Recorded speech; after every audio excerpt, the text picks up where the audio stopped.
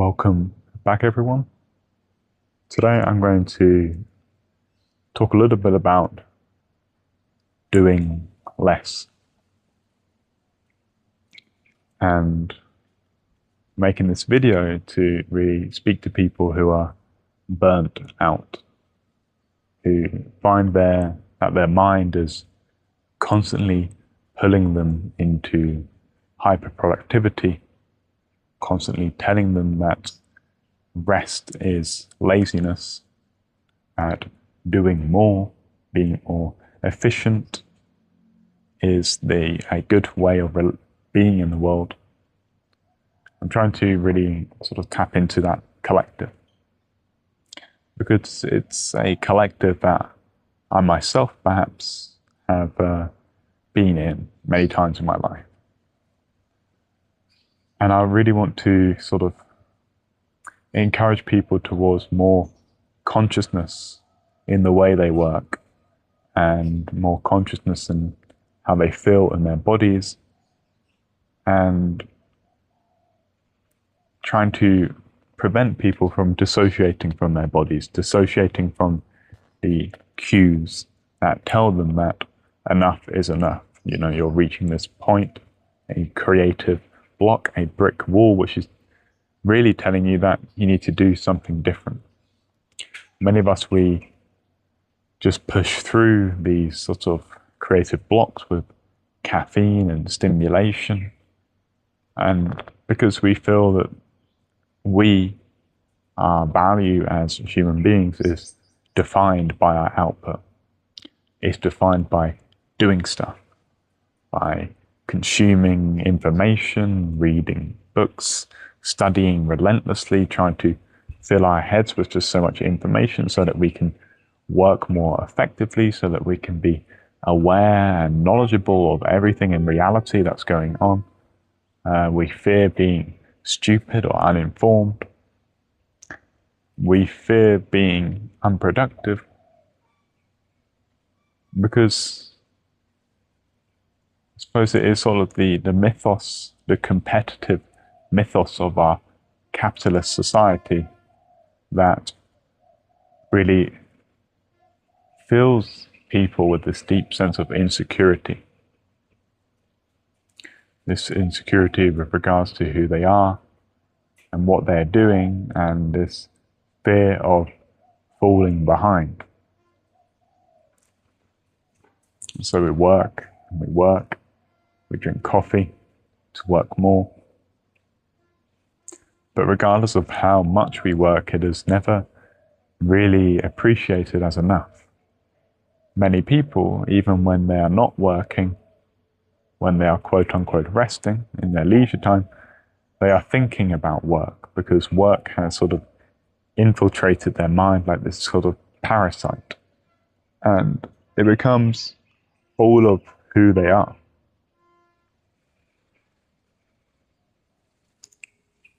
And I suppose the way I'm describing work is almost like an addiction.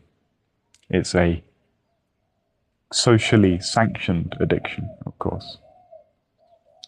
Because, you know, if you are a workaholic, if you work constantly, you are rewarded with money and status and positive regard from other people.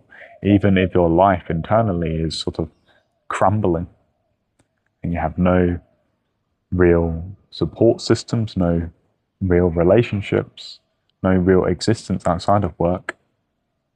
On the outside, because perhaps you have a fluffed up LinkedIn page or, you know, a lot of money, from the external superficial perspective, you are seen as all okay. Now, I've seen these people before, but if I look in their eyes, and the eyes never lie, if you really want to know the soul of another person, you look at them in the eye. And when I look in their eyes, I see deep repression and pain and trauma often.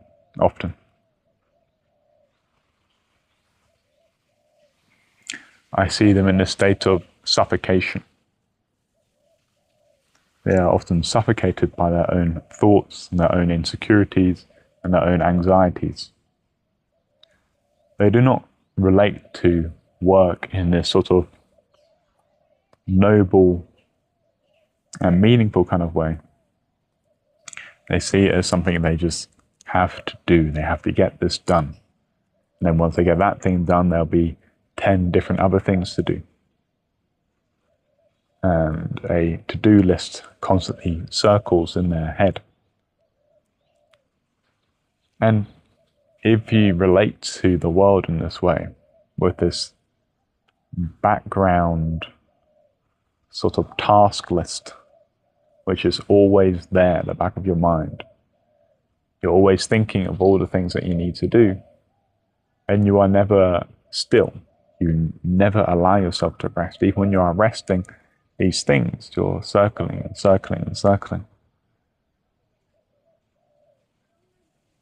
And this is often, what happens to a lot of people who suffer from insomnia or sleep disturbances. Their nervous system is constantly in the sympathetic state, a state of arousal, of alertness. It's never allowing them to really wind down, to relax, to be able to exist in the moment simply and purely. Because to be present, you have to be relaxed. And to be relaxed, you have to really quieten the mind. And accept the fact that, a human being is limited. They can't do 1,000 different things all at once. And it isn't a good thing to stretch your time and try and fit so much stuff in such a small amount of time. We have a choice, really, Do we live fast or do we live slowly? Do we take our time with things? Or do we rush about trying to do so much in so much little time? Scheduling our day, balancing between friends and family and work and relationships and things we enjoy. What is time, really? There is only ever the here and now, of course. We are but a changing moment in time. No matter where we go, the present moment is always the same. Whilst we, our organism, our creature changes, our mind has different thoughts and feelings sort of moving within this space. The space never changes.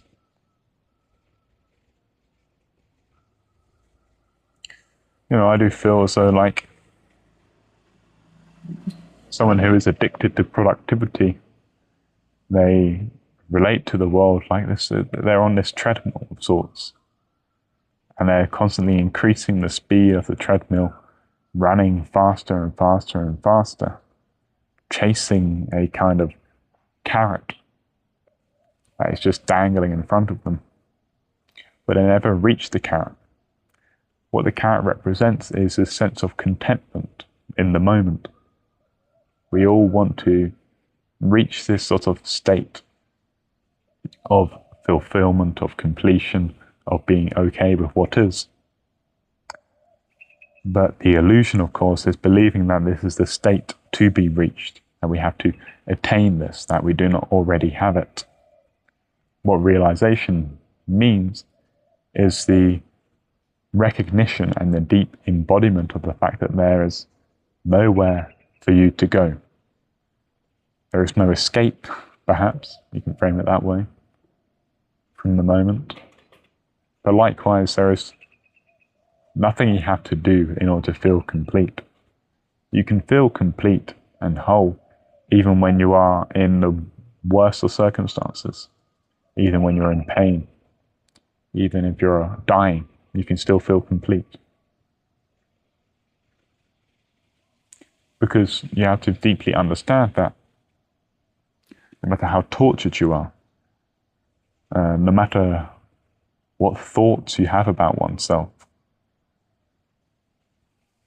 you are always simply existence.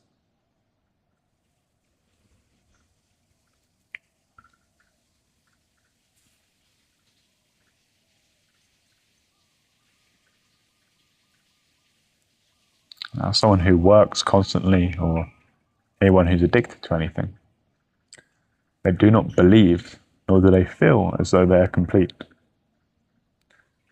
They feel they need to be working, but often their work is just a response to anxiety, a sense of insecurity.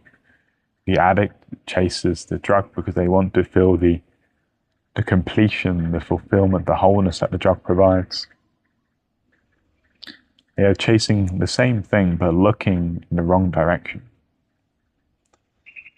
Looking for wholeness outside of oneself rather than in their own innate existence.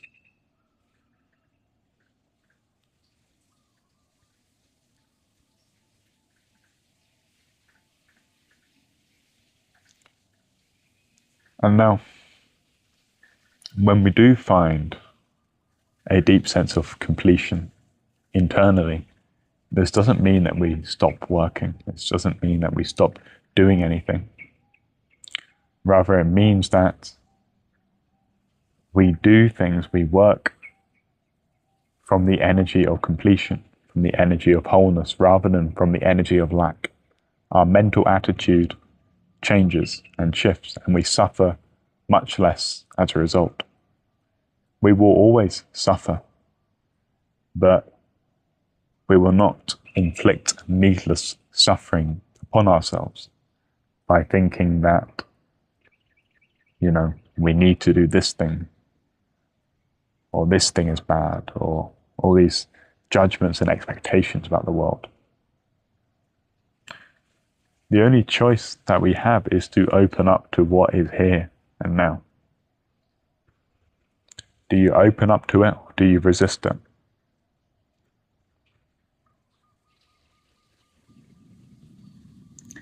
And opening up is easy when you're in an easy situation. But life is unpredictable, and eventually a situation will arise that tests you, that puts you in this uncomfortable situation.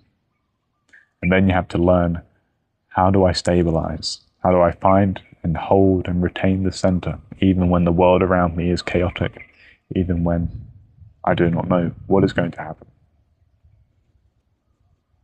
All those fears, there's all those human fears that sort of sprout up in moments of anxiety. Those are the real tests of how we surf reality and maintain our peace and hold our frequency.